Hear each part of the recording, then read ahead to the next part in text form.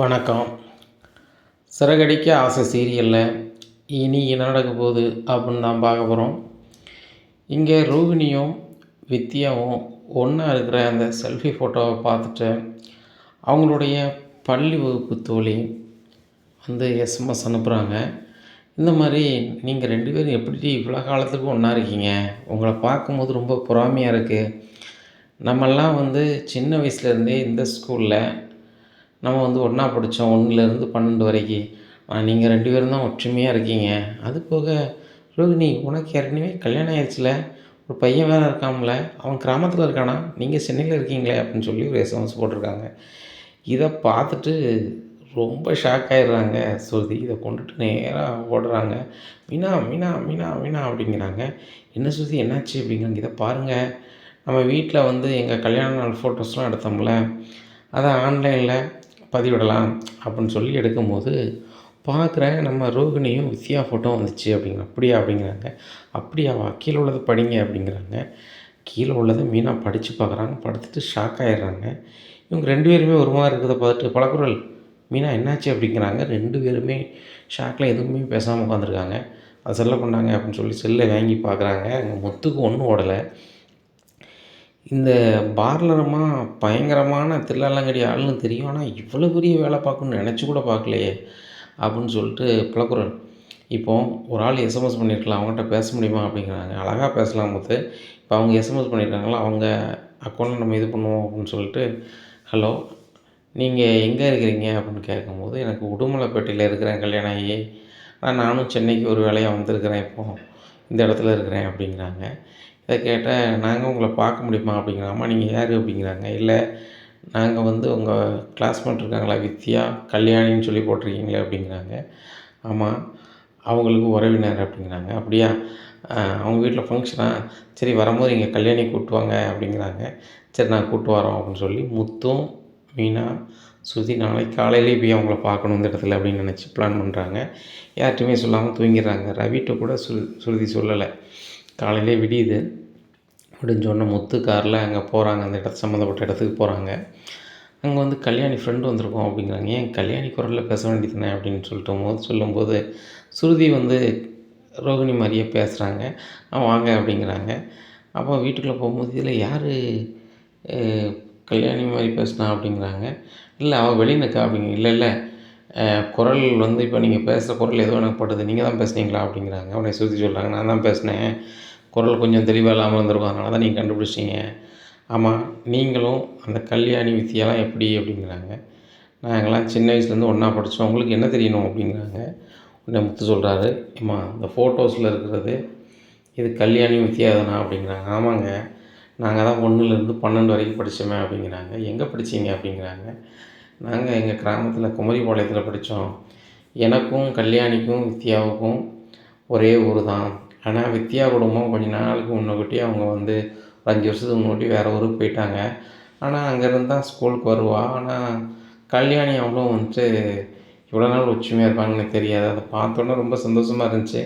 நான் கல்யாணம் ஆகி உடுமலைப்பேட்டை போயிட்டேன். இப்போ சொந்தக்காரங்க ஒரு பால் காப்பி விடணுன்னு இங்கே வந்தேன். மற்றபடி எங்கள் கூட படித்த யாரையுமே என்னால் பார்க்க முடியல, பேச முடியல. ஓல்டு ஸ்டூடெண்ட்லேருந்து சந்திக்கணும்னு ஒரு தேதி சொன்னாங்க. அதுக்கு நான் வாரேன்னு சொல்லியிருந்தேன். அதை தான் நான் அதுக்கும் எஸ்எம்எஸ் அனுப்புனேன், அந்த வித்யாவுக்கும் கல்யாணிக்கும் அப்படிங்கிறாங்க. ஏங்க நீங்கள் சொல்கிறதெல்லாம் உண்மையா பொய்யா அப்படின்னு முத்து கேட்குறாரு. என்னங்க இப்படி சொல்கிறீங்க, நான் ஏங்க பொய் சொல்லணும் அப்படின்ட்டு இருக்கும்போது அவங்க வீட்டுக்காரர் வராங்க. இவங்கெல்லாம் யார் அப்படிங்கிறாங்க. ஏங்க இவங்கெல்லாம் வந்து என் கூட படித்த கல்யாணியோடைய ரிலேட்டிவ்னு பேசிகிட்டு இருக்காங்க, இவங்களுக்கு என்ன வேணுனே தெரியல அப்படிங்கிறாங்க. என்னாச்சு உங்களுக்கு என்ன வேணும் அப்படின்னு சொல்லி முத்துட்டு கேட்குறாங்க. உங்கள் வீட்டம்மா தான் எங்களுக்கு ஒரு சில தகவலை சொல்லணும் அப்படிங்கிறாங்க. என்ன தகவல் சொல்லணும் அப்படிங்கிறாங்க. உண்மையிலே உங்கள் வீட்டம்மா இவங்க கூட படித்தாங்களா அப்படிங்கிறாங்க. சார் என் வீட்டம்மாவே சொல்லுது நான் தான் படித்தேன்னு சொல்லிட்டு, இதுக்கு மேலே யார் சார் சொல்லணும் அப்படிங்கிறாங்க. இல்லை இந்த பொண்ணு வந்து தனக்கு மலேசியா அனுப்பிட்டோம், அவங்க அப்பா வந்து பெரிய கோடீஸ்வரர் அப்படின்னு சொல்லியும், எனக்கு வேறு கல்யாணமே ஆகலை, இதான் முதல் கல்யாணம்னு சொல்லிவிட்டு எங்கள் வீட்டில் வந்து இருக்குது, எங்கள் அண்ணன் தான் கல்யாணம் பண்ணியிருக்கு அப்படிங்கிறாங்க. இதை கேட்ட ரோகிணியோட ஸ்கூல் பள்ளி வகுப்பு தோழி வந்து ரொம்ப ஷாக் ஆகிடுறாங்க. வீட்டுக்காரன் ஷாக் ஆகிடுறாங்க. ஐயோ இப்படிலாமா பண்ணியிருக்கா கல்யாணி, அவள் வித்யா கூட இதை எதையும் சொல்லலையா, வித்யாவுக்கு எல்லாமே தெரியுமே, நாங்கள் 12 படிக்கும் போதே ஃபைனல் இயர் எக்ஸாம் முடியும்ல ஃபைனலாக. முடியும்போது அவளுக்கு கல்யாணம் ஆயிடுச்சு. நாங்கள் கூட கல்யாணத்துக்கு போயிருந்தோம்.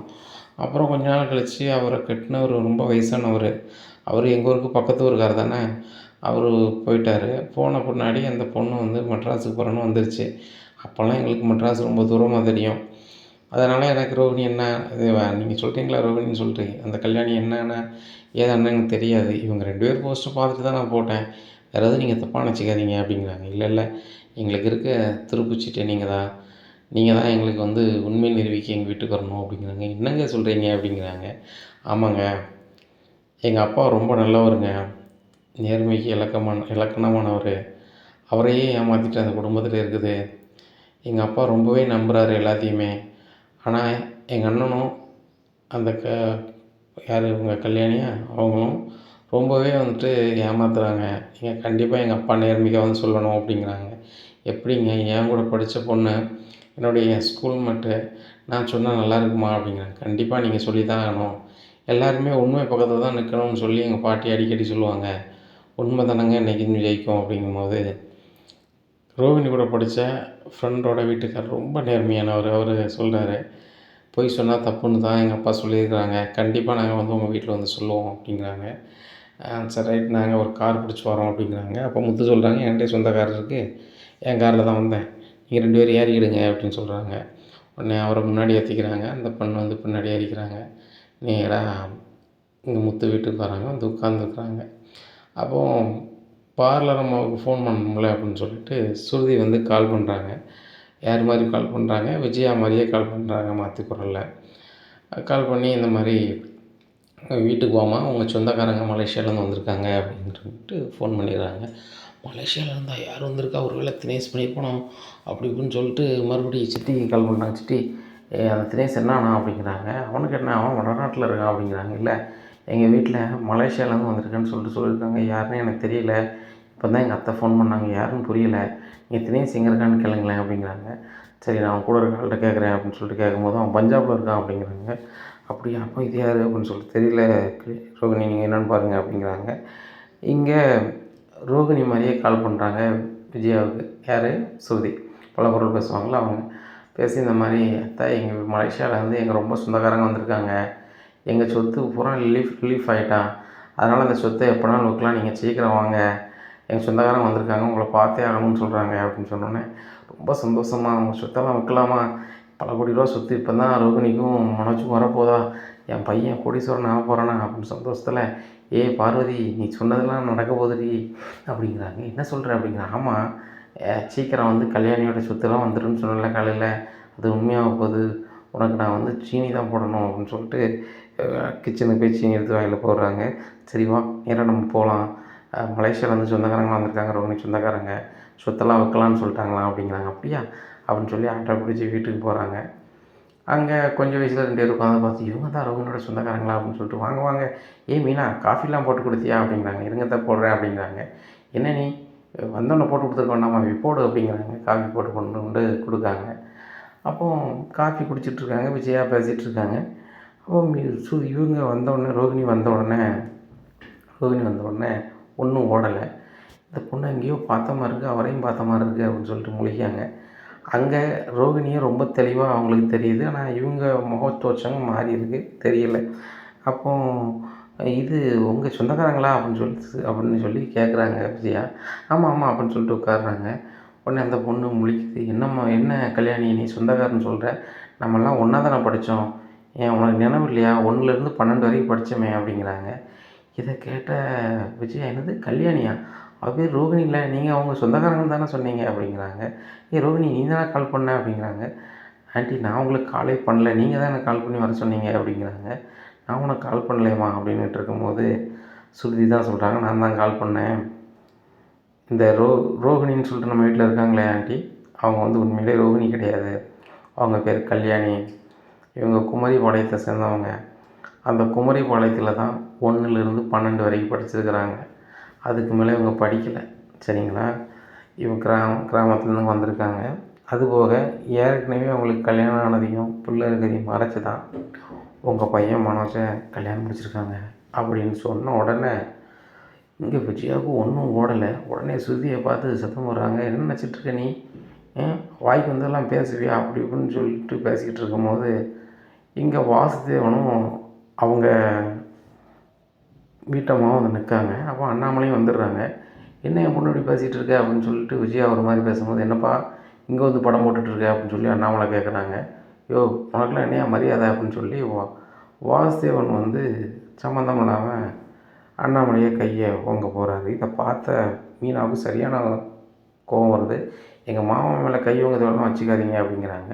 மாமா மேலே கை ஓங்கினா உனக்கு வந்து கோவம் வருமோ அப்படிங்கிறாங்க. ஆமாம், அவங்க எனக்கு அப்பா மாதிரி அப்படிங்கிறாங்க. அப்பாவா என்ன அவரை அவனை கத்தாரு அப்படின்னோடனே மீனாவுக்கு சரியான கோபம் வந்து பலார்னு வாங்கியிருந்தாங்க. இதை பார்த்து விஜயா எல்லாருமே ஷாக்காகி நிற்கிறாங்க. குறிப்பாக முத்து கூட ஷாக்காகி நிற்கிறாங்க. என்ன செய்த அப்படிங்கிறாங்க. பெருவண்ணங்க இப்படி பேசுகிறாங்க, நீங்கள் பார்த்துட்டு அமைதியாக இருக்கீங்க அப்படிங்கிறாங்க. இல்லை, எப்போனாலும் என்னால் பிரச்சனை வருதுன்னு அப்பாவும் அம்மாவும் சொல்லுவாங்க. அதனால் அமைதியாக இருக்கலாம்னு பார்த்தா நீ இப்படி பண்ணிட்டே மீனா அப்படிங்கிறாங்க. இல்லை, மாமாவை வந்து இப்படி பேசும்போது என்னால் தாங்க முடியல, என்னை மன்னிச்சிருங்க, சுருதி என்னை நீ மன்னிச்சிருங்க அப்படிங்கிறாங்க. மீனா, நீங்கள் பண்ணதில் எந்த தப்பும் இல்லை. எங்கள் அப்பா வந்து படம் போட்டார், வாங்கி கட்டிக்கிட்டாரு. இது தப்பு வந்து எங்கள் அப்பா மேலே தான். அவர் எப்படி இப்படி பேசுவார் அப்படிங்கும்போது, சுருதி இப்போ கூட நீ உங்கள் அப்பாவுக்கு சப்போர்ட் பண்ண மாட்டியா அப்படிங்கிறாங்க. இங்கே பாரு மம்மி, நான் எப்போவுமே நியாயத்து சைடு தான் நிற்பேன். எங்கள் வீட்டில் நியாயம் இருக்குது. நீ அநியாயமாக வந்து பேசுகிறேன். எனக்கு ஒரு பிரச்சனை வரும்போது கேள்வி கேட்குறேன். அதே மாதிரி அங்கிளுக்கு ஒரு பிரச்சனை வரும்போது இந்த வீட்டில் தான் நாங்கள் எல்லோரும் கேட்க தான் செய்வோம். அதுபோக எங்கள் அங்கிளை கை வாங்கினா வயசுக்கு இளைய ஆளை உங்களை சும்மா விடுவாங்களா அப்படிங்கிறாங்க. இதை கேட்ட வாசுதேவன், சுதா இன்னுமே ஒரு நயா பைசா நம்மளுக்கு இருக்கக்கூடாது. யாருக்காவது நம்ம சொத்து பூரா எழுதி வைக்கணும். ஸ்ருதி சொத்து பத்துன்னு கேட்டு வந்தால் அவ்வளோதான் அப்படிங்கிறாங்க. இதை கேட்ட ஸ்ருதி, கொஞ்சம் நில்லுங்க, கொஞ்சம் திருத்தம், உங்கள் சொத்து பத்து எதுவும் தேவையில்லை, எங்கள் கதையை நாங்கள் பார்த்துக்குறோம் அப்படின்னு சொல்லிட்டு அவங்க கிளம்பிடுறாங்க. இங்கே ரோகிணி திருதுன்னு முடிச்சிட்ருக்காங்க. ஆகா, எல்லா விஷயமும் தெரிஞ்சு போச்சு, இப்போ நம்மளை வீட்டு விட்டு அனுப்பிடுவாங்களோ, இவ வேறு தேவையில்லாமல் வந்து என்னை வச்சு போட்டு கொடுத்துட்டாலும் அந்த முத்து வேறு ரொம்ப கோபமாக இருக்கானே அப்படின்னு சொல்லி ரோகிணி முடிச்சிட்ருக்காங்க. இனி என்ன நடக்கும் அப்படிங்கிறத பொறுத்திருந்து பார்க்கலாம். நம்ம சேனலை நீங்கள் மறக்காமல் லைக் அண்ட் சப்ஸ்கிரைப் பண்ணுங்கள். நன்றி, வணக்கம்.